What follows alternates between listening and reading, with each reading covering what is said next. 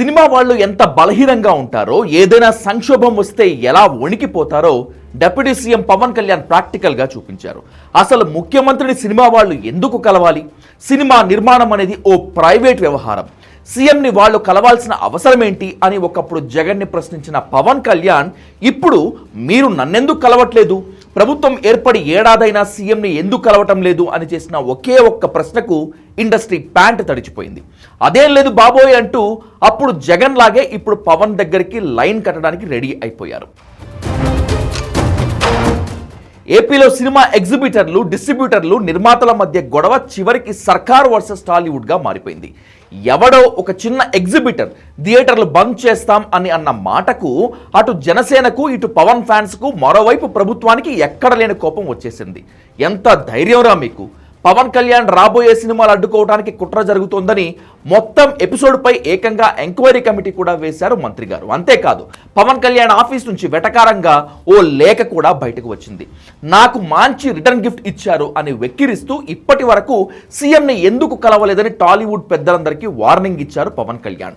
అదే సమయంలో 2 ఏళ్ల క్రితం జగన్కి వ్యతిరేకంగా పవన్ కళ్యాణ్ మాట్లాడిన మాటల్ని జనం అంతా గుర్తు చేసుకున్నారు. ఈ వైసీపీ నాయకులు ఏమనుకుంటారంటే,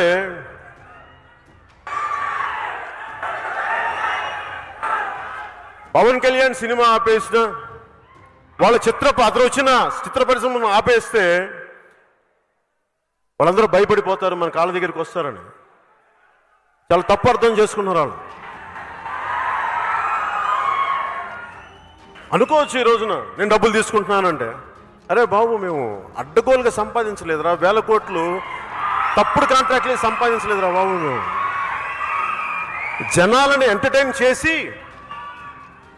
డ్యాన్సులు వేసో, కింద పడో, మీద పడో, ఒళ్ళు ఎరగొట్టుకోనో, ఎన్నెముకలు ఎరగొట్టుకోనో.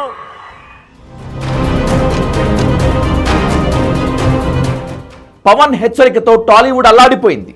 బాబోయ్ ఆ గొడవతో మాకు సంబంధం లేదు, మేం కాదంటూ ఒకరిపై ఒకరు నెట్టుకునే ప్రయత్నం చేస్తున్నారు టాలీవుడ్ నిర్మాతలు. పవన్ కళ్యాణ్ నటించిన హరిహర వీరమల్లు విడుదల కాకుండా కుట్ర జరిగిందని ఒప్పేసుకున్నాడు మరో నిర్మాత. పవన్ కళ్యాణ్ గారి మీద, హరిహర వీరమల్లు మీద కుట్ర జరిగిందనేది వాస్తవం. అది కాకినాడలో కుట్ర జరిగిందనేది అనుమానం. రాజమండ్రిలో పుట్టింది, మొత్తం టోటల్గా పురుడు పోసుకుంది ఏపీ ఫిల్మ్ ఛాంబర్, అది ఆంధ్రప్రదేశ్, హైదరాబాద్. చర్చలు జరగకపోతే అటువంటి డిసిషన్ తీసుకోవాల్సి వస్తున్నది ఒరిజినల్ వర్షన్, కానీ 1వ తారీఖు మూసేస్తాం అనే వర్షన్ బయటకెళ్ళింది. అది చాలా మంది ఇండివిజువల్గా మీ అందరూ కూడా క్లారిటీ ఇవ్వడం జరిగిన తర్వాత. సో ఇవాళ ఏంటంటే అది మూసివేయటం అనేది లేదు. ఆ నలుగురిలో నేను లేను బాబోయ్, ఈ కుట్రకి నాకు ఏ సంబంధం లేదు, ముఖ్యమంత్రిని, డిప్యూటీ సీఎంని కలవకపోవడం తప్పే అని సాగిల పడిపోయాడు నిర్మాత అల్లు అరవింద్. మామూలుగానే పవన్ కళ్యాణ్తో సరిపడని ఈ సొంత కుటుంబ నిర్మాత పవన్తో గోక్కోవటం ఎందుకులే అని ముందు మోకాలు వేసేశాడు. బాబు ఆ నలుగురికి నాకు సంబంధం లేదు, ఆ నలుగురిలో నేను లేను. అల్లు అరవింద్ మోకాలు వేస్తే దిల్ రాజు పవన్ కళ్యాణ్కి మొత్తం సాష్టాంగ నమస్కారమే పెట్టేశాడు. పవన్ కళ్యాణ్ మాకు పెద్దన్న, తిడితే 4 తిట్లు తిడతాడు, మేం పడతాం, తంతే 4 తనులు తంతాడు, తింటాం అని వ్యవహారాన్ని సెట్ చేసే పనిలో పడ్డాడు. కళ్యాణ్ గారికి ఏమైనా కోపం వస్తే పెద్దన్న అన్నాను కదా, పెద్దన్న తిడతాడు, పడతాము, ఏముంది. వాళ్ళ హర్ట్ అయ్యారు కళ్యాణ్ గారు, హర్ట్ అవుతూ మమ్మల్ని తిట్టే అధికారం వరకు ఉంది కదా, అట్లా ఆలోచిద్దాం. కళ్యాణ్ గారి గురించి నేను 22 ఏళ్ళ నుంచి చూసిన. ఆయన కోపం వచ్చినప్పుడు ఆయన కోపపడేలాగా ఎపిసోడ్ జరిగింది, కానీ వారి సినిమానే టార్గెట్ చేశారనేది ఒక నెగిటివ్గా వారి దగ్గరికి వెళ్ళింది. అది కాదు ఇది ఇక్కడ జరిగింది. సినిమా వాళ్ళు ఎలా ఉంటారో చూశారుగా. అవసరం, అవకాశం, ఫార్ములాస్ మీదే వాళ్ళు పనిచేస్తారు.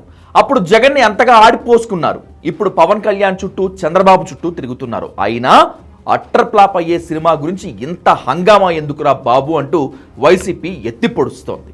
సాక్షాత్తు ఇవాళ ఉప ముఖ్యమంత్రిగా ఉండి ప్రజల కోసం ఉద్యోగం చేయకుండా సినిమా షూటింగులు చేసుకుంటూ కాలం వెళ్లదీస్తున్నటువంటి ఇదే పవన్ కళ్యాణ్ గారు ఆ రోజు జగన్మోహన్ రెడ్డి గారి ప్రభుత్వాన్ని నోటికొచ్చినట్టుగా మీరెవరు, అసలు డబ్బులు మాయి, మా డబ్బులతో మేం సినిమా తీసి మా ఇష్టం వచ్చినట్టు జనాలకు చూపించి మా ఇష్టం వచ్చిన రేటుకి మేము టికెట్ అమ్ముతాం, నువ్వెవడవి అని చెప్పి ఆ రోజు కారు కూతలు కూసినటువంటి పవన్ కళ్యాణ్ గారి పార్టీ తరపున గెలిచి పవన్ కళ్యాణ్ గారి సినిమా ఫీల్డ్ని ఉద్ధరిస్తారని ఆ శాఖ ఆ పార్టీకి తీసుకుని దాని తరపున పనిచేసేటువంటి రాష్ట్ర మంత్రి చెప్పి ప్రభుత్వం తరపున మంత్రి పోలీసు శాఖని ఆదేశించాడు అంటే రాతపూర్వకంగా వీళ్ళ దౌర్భాగ్య స్థితి, వీళ్ళ డబుల్ స్టాండర్డ్స్, వీళ్ళ రెండు ముఖాలు ఆ రోజు ఏం మాట్లాడారు, ఇవాళ ఏం ప్రవర్తిస్తున్నారు. నిజానికి సినిమా థియేటర్ బంద్ చేస్తామన్నది ఎవడో ఒక ఊరు పేరు లేని ఎగ్జిబిటర్, కానీ అది పవన్ కళ్యాణ్కి తగలరాని చోటు తగిలింది. డిప్యూటీ సీఎం సినిమాను అడ్డుకుంటారా అంటూ టాలీవుడ్ మొత్తాన్ని వణికించేశాడు. అసలు అక్కడ అంత ఏమీ సీన్ లేదు. అయినా సరే సినిమా వాళ్ళని ఓ ఆట ఆడుకున్నాడు. ఈ వ్యవహారం మొత్తం సైలెంట్గా ఇంట్లో కూర్చొని ఎంజాయ్ చేస్తున్న వ్యక్తి మెగాస్టార్ చిరంజీవి. అక్కడ మేమే ఇక్కడ మేమే, ఎలా ఉంది మా మెగా దెబ్బ అనుకుని నవ్వుకుంటున్నాడట చిరంజీవి.